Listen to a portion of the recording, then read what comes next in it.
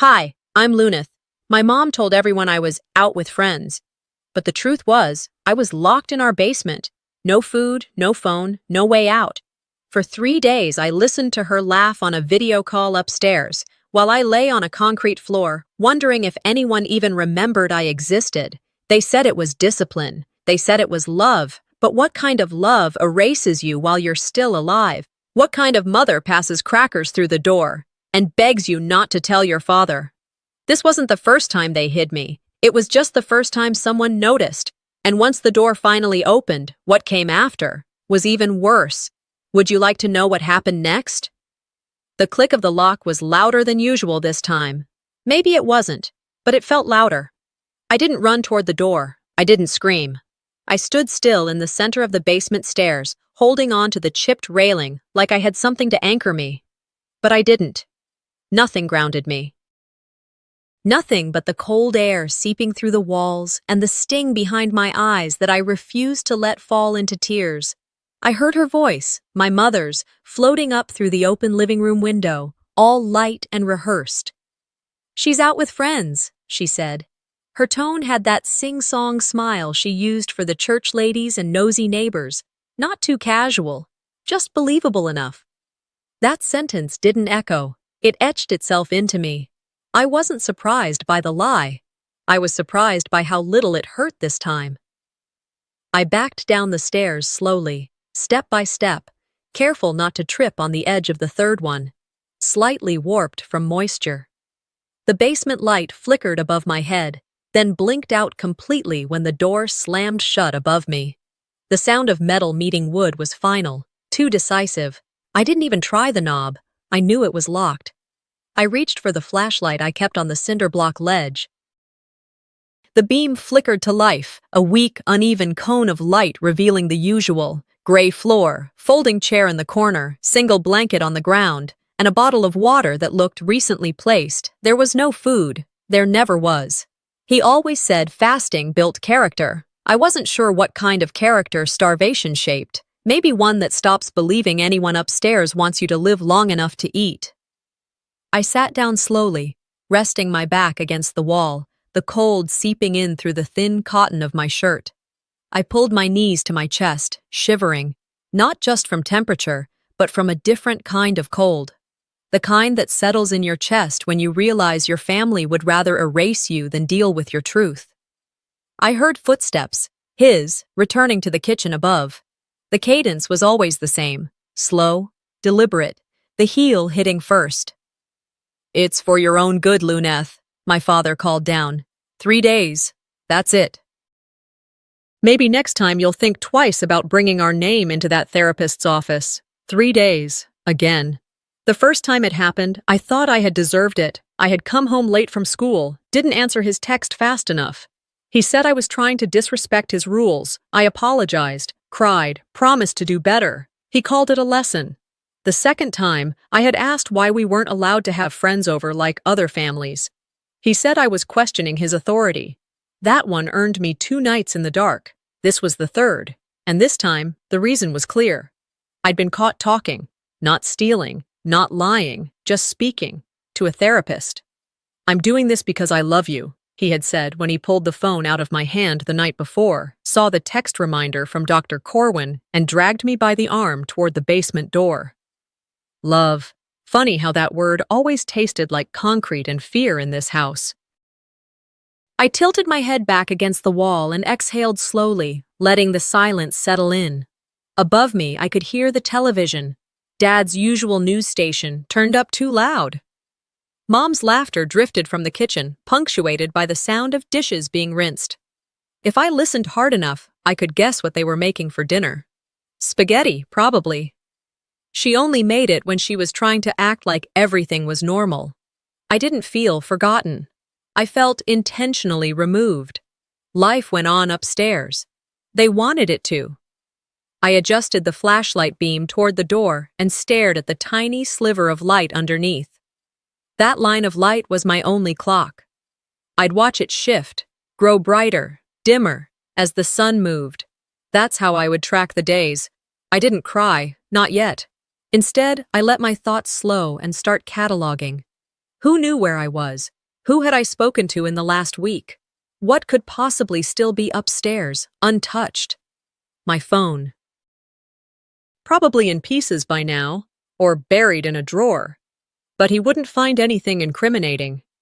Dr. Corwin's contact was saved under a decoy name. I had wiped our texts. The only real trail was the appointment card, which I'd stupidly left in my coat pocket. That's what set him off. Still, I hadn't given up everything. There were backup files, one email sent to myself, one line of audio, one single video. I had learned after the second time. A faint thud sounded upstairs, probably the hallway closet shutting. That meant he was cleaning up, removing any evidence of me, out with friends. What kind of mother says that? A mother who's more afraid of the man she married than she is of losing the child she gave birth to. I could see her face so clearly, smiling at the neighbor across the fence, brushing away concern with practiced ease. "Oh, you know how girls are. Always off somewhere." A flash of sympathy on the neighbor's face. Then it's gone. A shrug. A nod. And just like that, I'd vanish. No missing person report, no family panic, just a story told over coffee. She's finding herself. But I wasn't lost. I was buried. The concrete under my legs felt colder than usual, or maybe my skin had just stopped fighting it.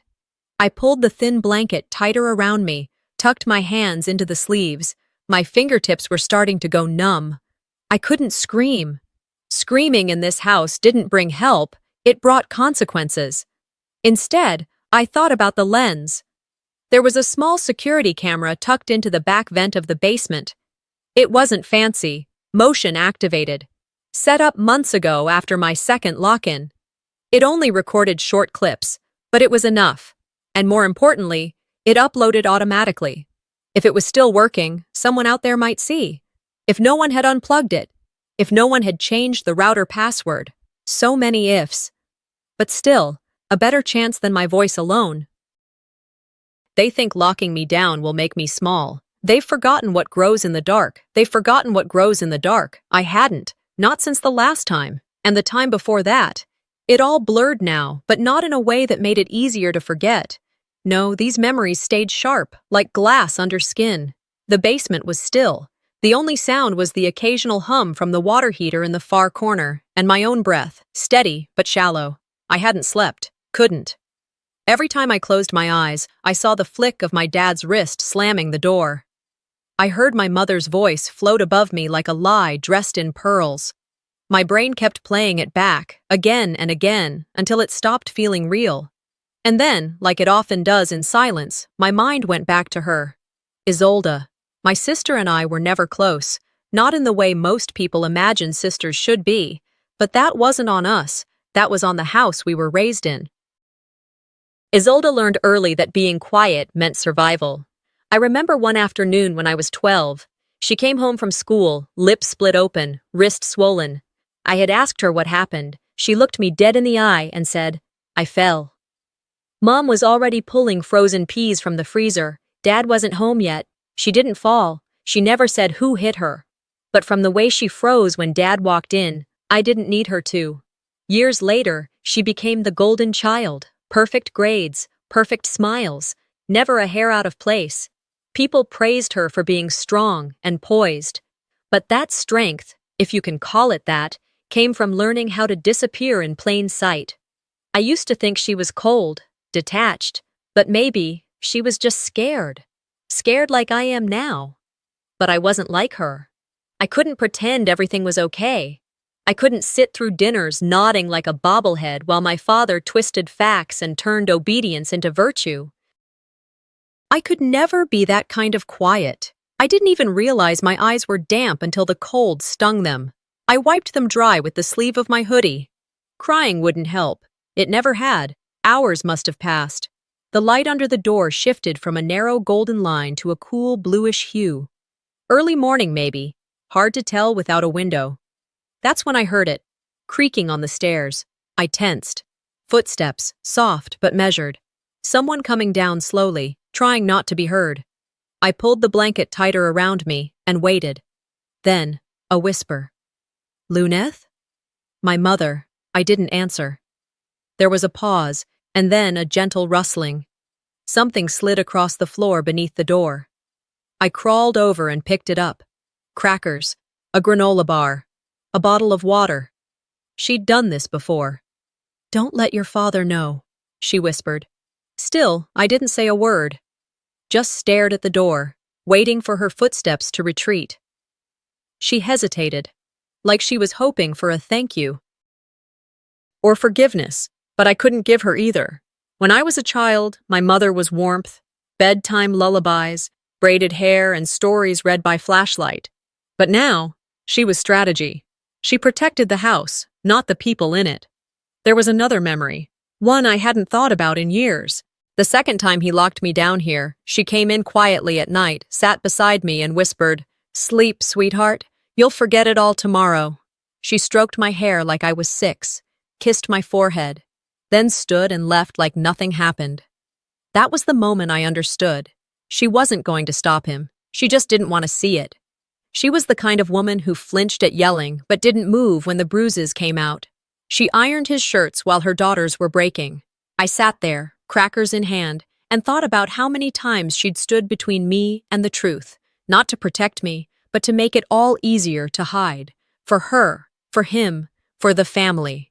The anger didn't come in a wave. It crept in, inch by inch, like cold air under a door. It didn't boil. It calcified, turned into something harder than rage. Resolve. I knew what Isolde had chosen. Silence. Safety. Self-preservation. But what did that leave behind? Me. And if I went quiet now, if I let this pass, just one more episode, then I'd vanish too. But not like Isolde. I wouldn't blend in with the wallpaper. I'd become something less. A memory told through other people's mouths. A ghost that never got her own version of the story. I couldn't let that happen. I leaned back against the wall, crackers untouched. My stomach growled, but the thought of eating made me sick. I stared at the vent near the ceiling. Behind it, I knew the camera sat, small, silent, maybe still running, maybe not. But it was there. That little lens had seen more truth than any person upstairs. They thought they'd buried me again. But you can't bury someone who's still breathing. And I was still breathing. This basement didn't just take my freedom, it stole the version of me that begged to be loved. And I wasn't begging anymore. I hadn't begged. Not anymore. And that shift, subtle, quiet, almost invisible, had settled deep in my chest overnight, like something newly rooted. I wasn't sure what had changed, only that something had. Maybe it was the taste of crackers passed through a door by a mother too afraid to stand tall. Or maybe it was the ache in my back from sleeping on concrete, paired with the slow realization that no one was coming to get me. Yet. By the time the pale strip of light under the door began to fade into the dull gray of early morning, my body had given up on rest. I was beyond tired, beyond cold. I moved stiffly, my muscles sore from staying curled for hours. Even blinking hurt. Hunger wasn't a gnawing anymore. It was a hum, a rhythm in my body that said, "We're still alive, barely." I sat up slowly, flashlight in hand, and tilted the beam toward the far corner of the basement. That's when it came to me, the journal. It hadn't been with me when I was thrown down here. That meant they had it. No, he had it. I pressed my hands against my temples and breathed out, trying to steady myself. The last time he took something of mine, my phone, last winter, it wasn't the object that mattered. It was the message. You don't get privacy. You don't get control over your own thoughts. The journal had started as therapy homework, a safe space to track my emotions, but it quickly became more than that. It held everything, every moment of fear, every quote from Dr. Corwin that made me believe I wasn't the problem. Every time I watched my mom pretend nothing was wrong, every conversation half heard through bedroom walls, every time I wanted to scream but swallowed it instead, I could still picture where I'd hidden it, tucked behind the bookshelf in my room, pressed inside the fake spine of an old encyclopedia. The fact that it had been found meant one thing. They'd been searching. The door upstairs had creaked open yesterday before I was dragged down. I remembered hearing drawers slammed. The closets opened. They weren't just punishing me, they were cleaning house. I leaned my head back against the wall and closed my eyes. And then, like a cruel film reel, I remembered. He stood in my doorway, book in hand, spine exposed, the fake cover ripped off. His eyes were dark with triumph, not rage, like he'd finally caught me in a crime I couldn't talk my way out of. He flipped it open, scanned a few pages, and began reading out loud. I don't feel safe in my home. I feel like I'm holding my breath all the time, waiting to be corrected. I think my dad loves power more than he loves us. He looked at me then, smiling, a smile. You don't get to tell stories that didn't happen. And with one smooth motion, he lit a match and set the first page on fire. In the middle of my room, no ceremony, no lecture, just fire. I watched it curl and crackle. I stood still because I knew better than to reach for it. That would have been seen as rebellion, and rebellion got punished. You want to write fiction, Luneth? He said. Do it somewhere else. Somewhere else. Not here, not in his house. That was the moment I knew he was afraid. Not of me, but of what I might say. He didn't fear my disobedience. He feared my voice. That realization stayed with me as the hours ticked by in the dark. Even now, in this basement, surrounded by concrete and shadows, I knew he'd made a mistake, because he forgot one thing. The camera. Weeks ago, after the second time he locked me down here, I'd bought a tiny motion sensor camera online. I told myself it was paranoia, but a part of me knew I'd need it. I'd installed it inside the air vent near the ceiling, angled just right.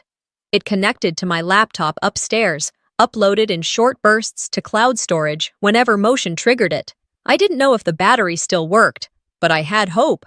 And in this house, hope was more dangerous than defiance.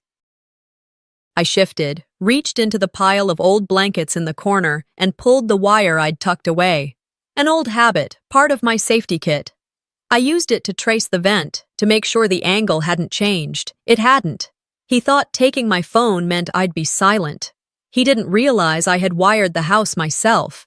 That basement camera had likely caught everything, me being pushed, the door slamming, the sound of the lock turning. My mother's voice, soothing lies through the crack in the door. The silence that followed, the kind that only exists in houses where the truth isn't welcome. I grinned for the first time in hours, not because I felt joy, but because I felt leverage. Let them lie, I whispered. I've got light. The hunger still twisted inside me, but I barely noticed now. My focus sharpened. I had something they couldn't burn, something they couldn't erase. I knew deep down that they'd check my laptop eventually. Maybe they already had. But I'd sent backups. Password protected, stored in a folder that only opened if you knew the pattern. I whispered it aloud to remind myself. Marine, 2022. Quiet always wins. Isolde's name, the year she left for college, and the things she once whispered to me after our father slapped the phone out of her hand. Quiet always wins. She was wrong. It doesn't win. It survives. But truth burns through the silence. I had nothing left to lose. No dignity they hadn't already chipped away. No reputation to preserve. No alliances upstairs. But I had proof. A blinking red light in the dark. The journal burned. But the lens saw everything. If they've decided I don't exist, then they've also given me nothing left to lose. That thought wasn't a cry for help. It wasn't even pain anymore. It was clarity. Evening came again without warning. The change in light under the door had shifted from silver to slate. I hadn't eaten the crackers from earlier. Not because I was trying to be brave, but because nothing tasted like hope down here. I had grown used to ignoring hunger, but not this silence. The vent near the far end of the basement wall had always felt like a weakness in the house, a small gap, a design flaw. Now it was my only thread to the world above. I pressed my ear close to it, wrapping the blanket tighter around my shoulders, and that's when I heard them. Voices.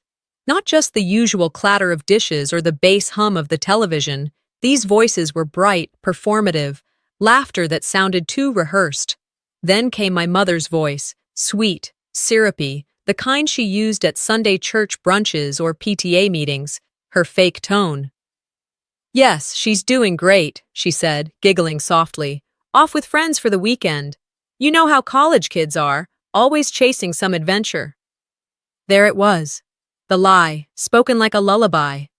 I stayed there, frozen, not shocked, not anymore, but deeply, soulfully done. The kind of tired that comes from realizing the person who used to tuck you in at night would now rather pretend you didn't exist than admit you were hurting. It wasn't the lie itself that broke me. It was the ease with which she told it. The call continued, laughter rising, fading, then coming back again like waves crashing against a wall I couldn't touch. Names floated through the vent. Aunt Valerie, Cousin Jenna, someone from my mother's book club, all laughing, all nodding, all believing, and there I was, 14 steps below, sitting on a pile of folded blankets in a locked room like some family secret no one wanted to air. Eventually, the call ended. Silence settled again, until my mother's voice returned, this time quieter, closer, more clipped. "Don't bring her up again. It upsets the household." No emotion in her tone, no hesitation, just finality. She wasn't talking to me, she was talking about me. In past tense, like I was a sore memory that just wouldn't fade. I leaned away from the vent and sat back slowly, staring at the cement wall. So that's it. Not only was I locked away, I was being erased, carefully, politely, with smiles, with lies wrapped in concern. I thought about all the family events where I'd been tucked into the edge of photographs, never centered, always half-lit, behind someone's elbow or out of frame entirely. Isolde in the front with her arms around Mom. Dad holding the camera like he was documenting a legacy. Me, somewhere between forgotten and too much to deal with. And now they were cropping me out of real life, too. Don't bring her up again. Not because they missed me, not because they were worried, but because I was inconvenient. That sentence echoed louder than any lock ever could. It meant they weren't just ignoring me. They were actively choosing not to care. They were rewriting the story, right while I was still in it. They were the authors now, filling in the blanks with phrases like, "She's off discovering herself," or "She just needed space," turning my reality into a footnote they'd never read again. But I wasn't gone, and I wasn't invisible. The camera upstairs had caught more than one lie now. Maybe no one had seen it yet. Maybe it was still just blinking silently in the cloud. But it was waiting. And so was I. If they could build their fiction, I could start building my testimony. I pulled the notebook from the corner, the one I'd started using after he burned the real journal. This one was made from leftover printer paper, stapled together. My handwriting was messy, uneven, but legible. I wrote, "Day 2. Mom said I was with friends. I'm not. I'm here. Locked in. Basement. No food. No light. Just the same silence. She told the family not to mention me, so I'm writing it down. Every word. Every sound.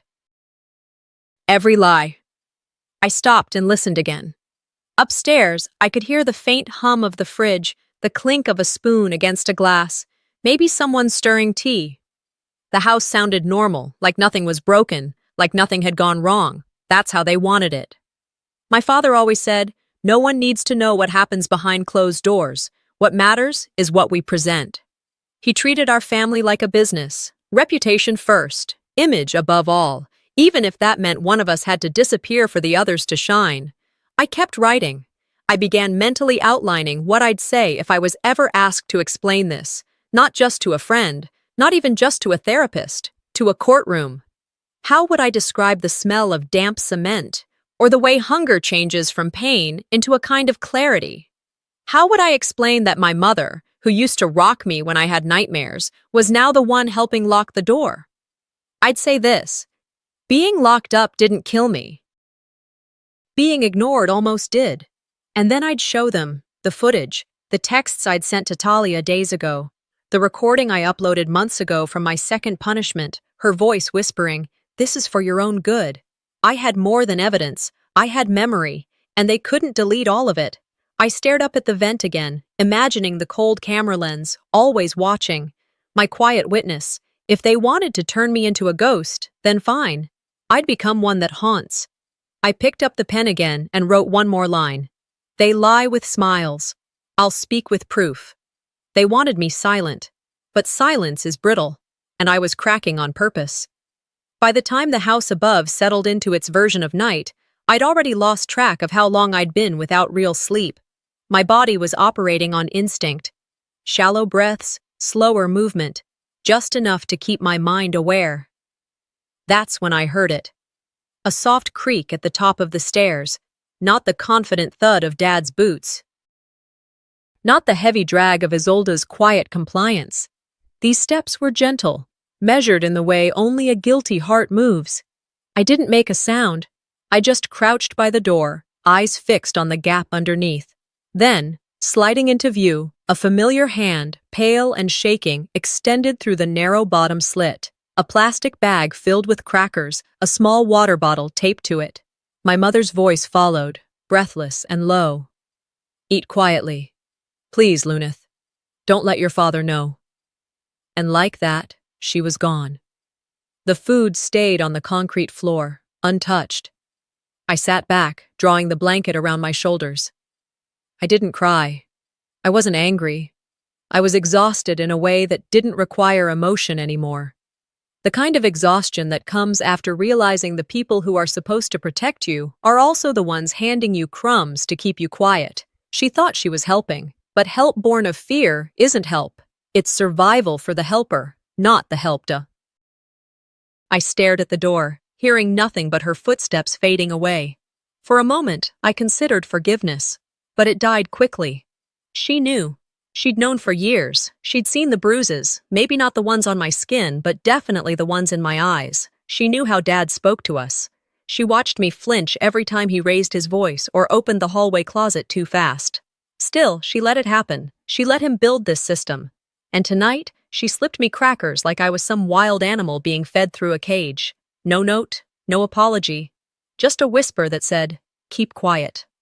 Not long after, the basement dimmed again.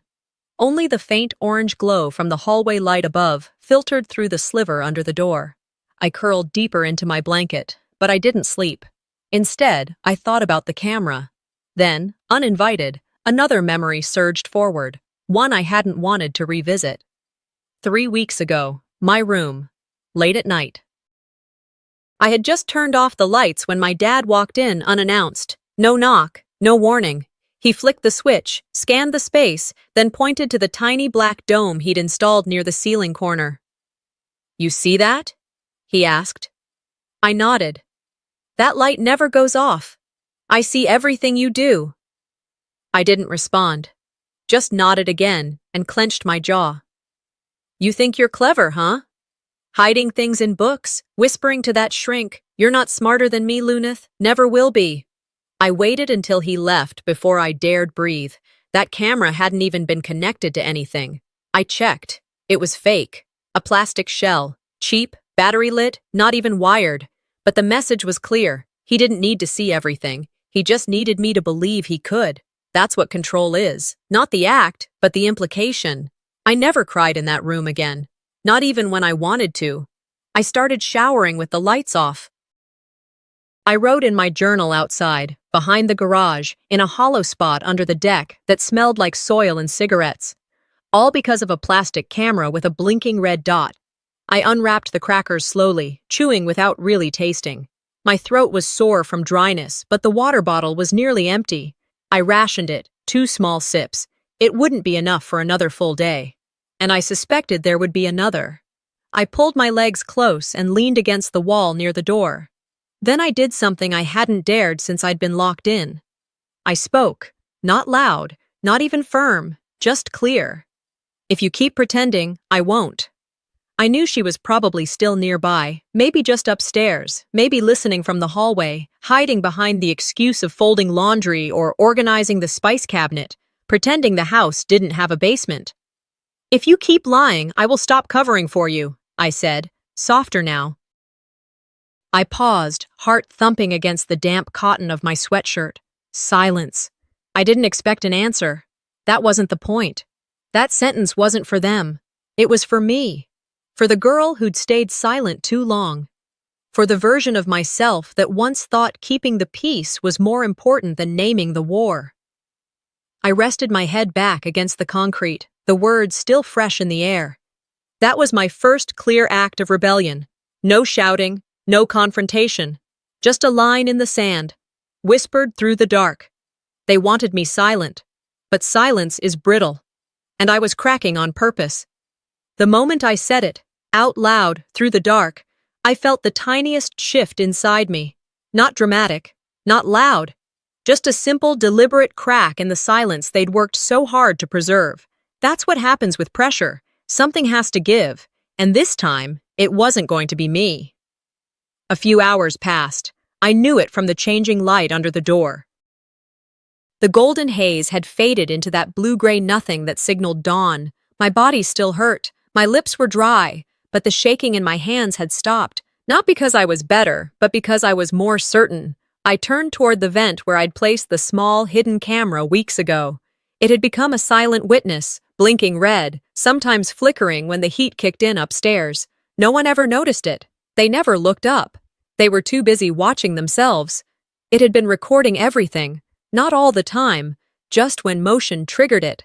But it was enough to capture the way my father's voice boomed when he said, 3 days down there, ought to teach you respect. Enough to hear my mother whisper through the door, don't let him know I gave you that. Enough to prove I was here, not out with friends, not traveling, not rebelling, just locked away. They didn't know the camera was still on. They didn't know the footage was still uploading, short clips, nothing too large, just enough to make it into the shared drive I kept hidden under a dummy folder labeled Homework Drafts. I crawled across the floor, dragging the blanket with me, and sat beneath the vent. I looked up at the lens, and for the first time, I didn't feel like I was alone. I was being seen, even if it was just by a piece of plastic and wires. They wanted me erased, but the camera saw me, and it didn't flinch. I whispered, Talia? Linnea? Just in case the microphone caught it. My best friend, my therapist. The only two people outside this house who'd ever listened and actually believed me when I said, something's wrong. They weren't saviors, they were mirrors. And mirrors are dangerous in houses built on denial. I tilted my head back, listening to the ceiling. Footsteps. Dad's. I recognized the weight of them. Sharp heel, deliberate pace, no hesitation. Then, silence. A door opened. Probably the kitchen cabinet. Then came the click of a drawer, probably checking my phone again, as if it would suddenly reveal some new rebellion he hadn't already punished me for. But the real rebellion was invisible. It was in the quiet, in the recording, in the way I'd stopped begging. Then, as I turned to grab the old notebook I'd been using to document everything, I saw something half buried under the folded sweatshirt I'd used as a pillow. It was an old photo, creased at the corners, a bit faded, but instantly familiar. I didn't even remember bringing it down here. Maybe it fell out of my pocket when he dragged me in. Maybe I kept it on me without thinking. It was a family picture, one from a barbecue 3 summers ago. Isolde stood in the center, smiling wide, hair curled just right, arms around Mom. Dad stood behind them, grill spatula in hand like he was proud of something. And me? I was off to the side, blurred, partially blocked by someone else's shoulder, not even looking at the camera. I stared at that photo for a long time, longer than I meant to, and all I could think was, even in memories, they made me small. I wasn't erased overnight.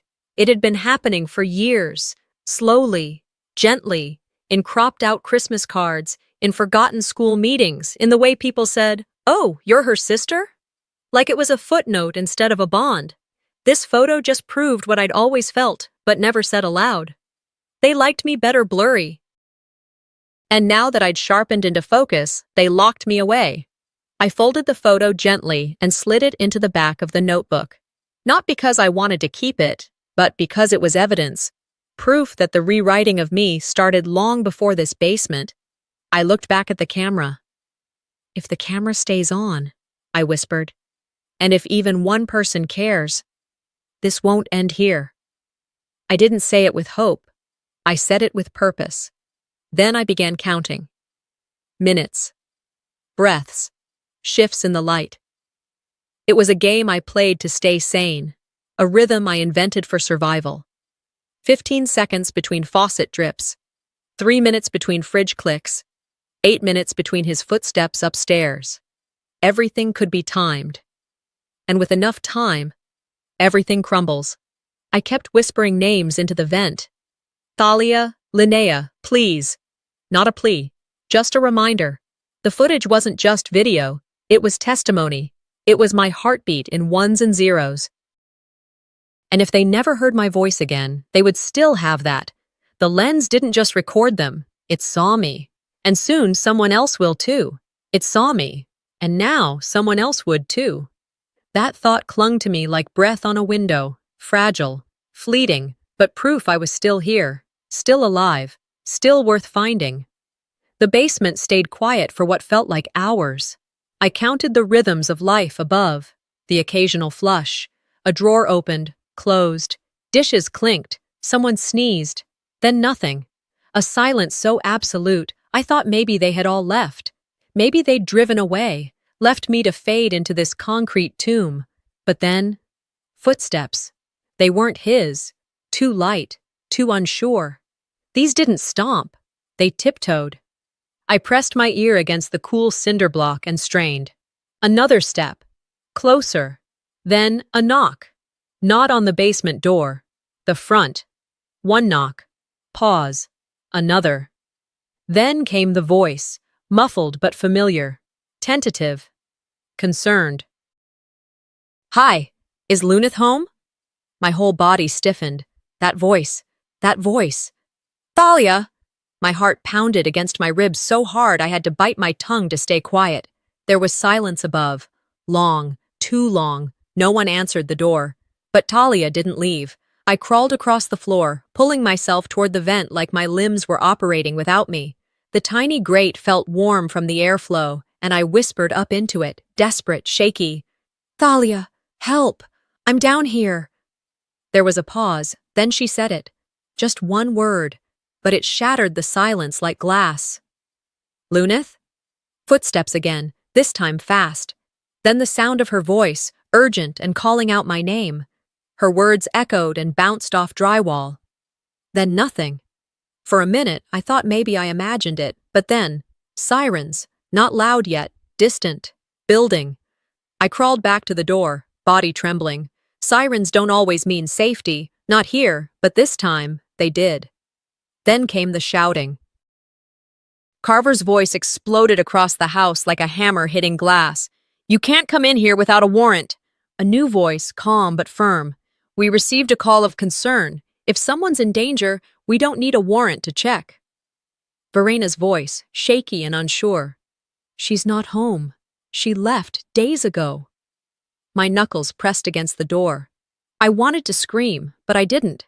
I had learned the hard way. Sometimes, silence delivered more impact. Another voice, this one female. Sir, please step aside. Then, the sound of keys, a rattle, and finally, light. Not just from the cracked bulb overhead, real, natural light. Warm, bright, blinding. The door creaked open slowly, and 2 uniformed officers appeared. A woman knelt down first, scanning the space with professional calm. I squinted against the brightness, raising one shaky hand to shield my face. Luneth Marlowe? The officer asked. I nodded. I've been here since Sunday. Behind her, I saw my father, face contorted in outrage, veins pulsing at his neck. She needed time to calm down, he shouted. You people have no idea how to handle discipline. My mother hovered in the background, tears sliding down her face, not for me, but for herself. Ma'am, the officer said, turning to her, we're going to need you to sit down. In the corner of my eye, I saw a blur, Isolde. She didn't cry. She didn't shout. She just backed away, her eyes wide, her arms folded tightly across her chest like she was holding something in. The officer helped me to my feet, steady hands under my arms. I could barely stand, but I managed. My legs felt like they belonged to someone else. Still, I stood. Outside, a police cruiser waited. A crowd had begun to gather across the street, neighbors who had lived beside us for years and never once knocked on the door. As I stepped out into the daylight, a rush of wind hit my face and I nearly collapsed from the shock of it. It wasn't just oxygen, it was freedom. The front lawn smelled like cut grass and gasoline. Familiar, almost normal. But this wasn't normal. This was truth bursting out through the seams of a lie too tight to hold it anymore. Detective Quilly approached me then. She wasn't like the others. Her tone wasn't clinical. It was human. "Can you tell me if anyone else knew you were down there?" I nodded. "My mom, my dad, and maybe my sister." She didn't flinch. "Okay, let's get you somewhere safe, and then we'll talk more." They helped me into the back of the cruiser. Not because I was in trouble, but because I needed a place to breathe. Thalia stood at the edge of the driveway, arms wrapped around herself, eyes full of unsaid things. I looked at her through the window, and she nodded. It wasn't just gratitude I felt, it was recognition. She had listened. She had heard me when no one else would. Inside the house, the yelling continued. "You're ruining our family!" Carver's voice bellowed. But it was already ruined. He just didn't know the cracks had started from inside. They wanted the world to see a perfect family. What the police saw was a prisoner. Justice didn't end with a verdict. It began with a door opening. 2 weeks later, I stood just outside the courtroom doors, dressed in slacks that didn't quite fit, and a button-down shirt I hadn't worn since high school graduation. My hands were steady, which surprised me. I'd expected the old shake in my fingers, the one that came with fear or fury. But today, I wasn't either. I wasn't afraid, and I wasn't angry. I was done. The bailiff called the session into order. Naomi walked beside me, her briefcase tucked close to her side, her heels clicking with a rhythm that felt like backup drums to my heartbeat. Doct. Linnea had already arrived and sat near the witness bench, hands clasped, eyes calm. She gave me the kind of look you only get from someone who's seen you at your worst and still shows up. I stepped into the courtroom and felt every pair of eyes turn toward me. Carver sat at the defense table, his lawyer adjusting papers like any of this was a normal dispute. His arms were crossed, lips pressed tight. His hair looked thinner than I remembered. His eyes didn't. Verena sat a row behind him, hair pulled into a bun so tight it looked like it hurt. She wore a navy blazer, something modest, something neutral. She didn't look at me, not once. Isolde wasn't in the room. I walked past them all and sat down at the front, facing the judge. I folded my hands in my lap, nails short, palms cool. Naomi leaned in and whispered, "You're doing exactly what he always feared, being heard." The judge nodded toward us. "We'll begin by reviewing evidence submitted by the plaintiff." Naomi stood. "We request the court play footage retrieved from the basement vent camera, which our client had previously installed out of concern for her safety." The technician connected the drive to the screen. The lights dimmed slightly. I didn't flinch when the first image played. Darkness. My voice, strained and hoarse. "Thalia, help!" Then came my mother's whisper. "Eat quietly. Please, don't let your father know." Next, Carver's footsteps, louder than I remembered, the sound of a lock turning, his voice full of power. "She needs to learn. Keep her down there. That's the only way she'll respect this house." Silence filled the courtroom. No one gasped. They didn't need to. The footage spoke louder than any outburst ever could. When the clip ended, Naomi spoke again. "My client has also filed a formal complaint. She would like to read it into the record." I stood. Paper in hand, I read, "I, Lunith Marlowe, file this case against Carver Helmright for unlawful imprisonment, emotional abuse, and domestic coercion. I submit not as a victim, but as someone who survived what was never supposed to be seen." The judge asked if I wished to speak beyond the statement. I looked at him, then at Carver, then back at the bench. "I just want the truth to be louder than the lie," I said. Naomi sat back beside me, her hand steady on my back. Dr. Linnea was called to testify next. She spoke of the sessions, the warning signs, the protocols we had created in case I ever disappeared. She had followed them. She hadn't hesitated. When asked if she believed I was a danger to myself, she shook her head firmly. She was in danger, not of herself, but of the people silencing her. Then came the unraveling. Carver tried to interrupt. "This is all exaggerated. She's manipulating the system." The judge gave him a sharp look. "You will remain silent while others testify." But he didn't. He kept going. "She always wanted attention, always twisting things." The judge banged the gavel. "Mr. Helmreich, any further disruption and you will be removed." Verena shrunk further into her chair. Her eyes didn't lift. When court recessed, Naomi turned to me and said, "This is the beginning of the end." I didn't smile. I didn't cry. But I stood taller. I walked down the hallway outside the courtroom, the heels of my shoes echoing off marble tiles that made me feel like I finally belonged in a place of consequence. In the lobby, Thalia waited. She reached for me first, and for the first time in weeks, I let myself lean into someone. I rested my head against her shoulder, not for comfort, but because I didn't have to carry this alone anymore. "This time," I whispered, "they didn't win." She nodded. "No, they didn't." Back inside, the lawyers still argued. Carver still protested. Verena still cried. But none of that mattered. The truth had already landed, and it was heavier than anything they could throw back. Justice didn't end with a verdict. It began with a door opening. The courtroom doors had long closed behind me, but something stayed open. Not just in the system, in me. 3 months later, I woke up in a bed that didn't creak when I turned over. The sunlight through my window didn't feel invasive anymore. It just felt ordinary. And ordinary had never felt more luxurious. My new apartment was small. A one-bedroom above a bakery that smelled like cinnamon on Sundays and burnt toast the rest of the week.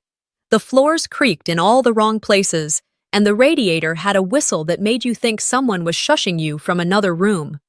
But it was mine. No locks on the bedroom door, no cameras in the corners, no hallway where I had to walk with my shoulders curled inward. I kept the windows open most nights, not because I needed fresh air, but because I finally could. I wanted to hear the world, cars driving by, kids shouting over each other on their way to the park, someone humming off-key through the walls, the kind of noise that reminded you that you belonged to something, even if it was just the neighborhood. The morning of the sentencing, I didn't dress in black. I wore blue. Not because it symbolized anything. I just liked the way it made me feel, unapologetic. I arrived early, with Naomi beside me. She carried her notes, her case folder, her confidence.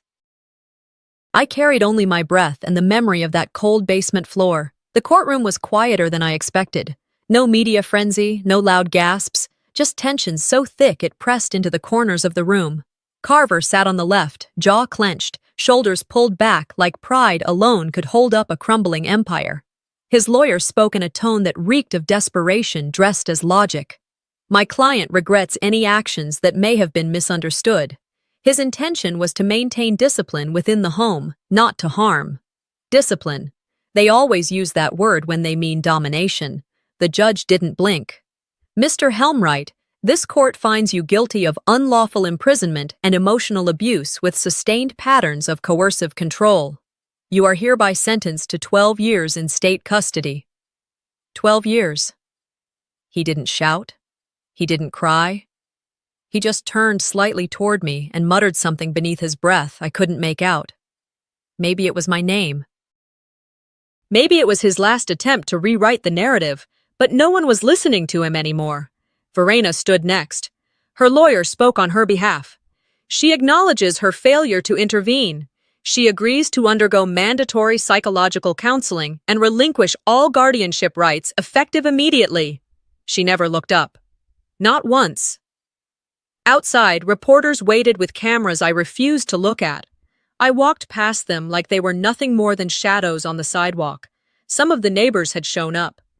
I saw Mrs. Halverson from across the street, clutching her church bag, whispering to another woman as I walked by. "I always knew something was wrong in that house," she said. "You always knew, but you never knocked." "They called it justice," I said quietly to Naomi as we reached her car.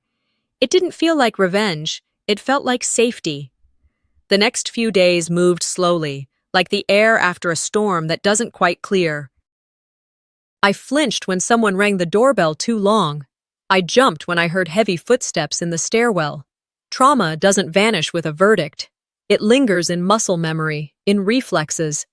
I hadn't opened my mother's letters. She'd sent 5 so far. Each one was from a new return address, places I didn't recognize. She wrote in cursive, formal and fragile. My name on the envelope always looked like it wanted to apologize before I even opened it. But I hadn't, and I didn't plan to. Some wounds stop bleeding, but they don't stop aching. Still, life rebuilt itself in small pieces. Every Thursday night, Thalia came over with takeout.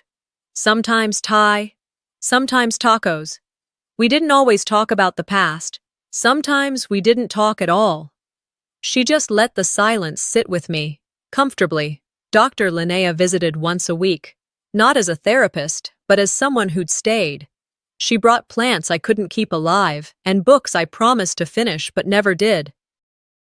She told me healing wasn't linear, and I told her I hated that phrase. She laughed and said, "Good, that means you're doing the work." Naomi came by with case updates, but mostly she just brought good coffee and dry humor. "You're officially one of my favorite clients," she told me once, "but don't make a habit of it." I smiled for real that time. One night, my phone lit up with a voicemail from a number I didn't recognize. It was Isolde. Her voice shook, just a little. "Luneth, I should have spoken up. I should have done something. I'm sorry. I know that doesn't mean much now, but I wanted you to hear it from me." I didn't call her back right away. I didn't know if I would. But I saved the message. That, in itself, felt like a beginning. The family I was born into wasn't whole anymore. But the one I built didn't need to be perfect. It needed to be honest. It needed to be real. I didn't hang photos of Carver in my new home. I didn't hold on to heirlooms that came with strings. But I did put up one thing, a small brass hook beside the front door, where I hung a key every night, a reminder that this home didn't have rules designed to suffocate, that here I was free to open a door, or close it, whenever I wanted. Freedom doesn't always look like a banner in the sky. Sometimes it's just a door you're allowed to open and close, all by yourself. Sometimes the people meant to protect you are the ones who teach you how to survive in silence. But silence is not safety, and speaking up, even when it feels impossible, is the first act of freedom. What would you have done if you were in Luneth's shoes? If stories like this move you, don't forget to subscribe. We have more real-life family stories coming, raw, emotional, and unforgettable. Your voice matters here. Let's keep the conversation going.